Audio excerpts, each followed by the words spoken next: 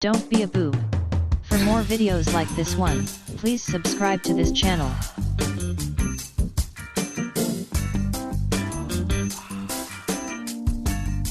Couple of days here, highly unusual day, highly unusual times. The Patriots leave on the day of the game to play the Chiefs tonight. And as you told us moments ago, they just arrived into Kansas City around noon Eastern. So what are you hearing about their plans in advance of the game tonight?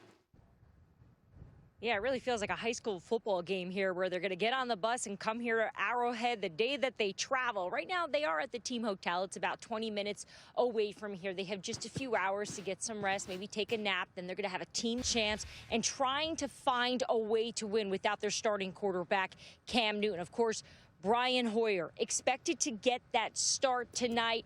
Players telling me they've got some confidence in him, and they believe that he has an understanding of this playbook that can help lead this team to at least a win today. Can I ask you about that playbook? Because obviously there are all sorts of design runs, all sorts of things that they can do that Josh McDaniels installed for Cam Newton because he has a singular skill set. So now with Brian Hoyer, what do they do, Dianna? Do they just dial it back to, 20 years with Tom Brady to that playbook? I mean, how does it impact their offense? Unfortunately, is the longest losing streak for a starting quarterback in the NFL. So obviously those are terrible stats. But speaking to people close to Brian Hoyer earlier this morning, I asked about his mentality headed into this, knowing there is so much pressure. It's one thing to come in to have to take over the New England Patriots as a starter here, but to have to face the Kansas City Chiefs.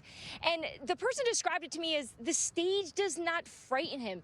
This is somebody with years of experience. Brian Hoyer is a smart player. He may not have the talent of the Patrick Mahomes, the Deshaun Watsons that we've seen, or the Cam Newtons now, but he has an understanding.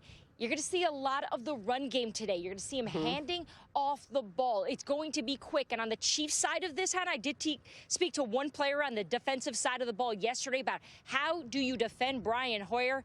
He said, look for us to just attack.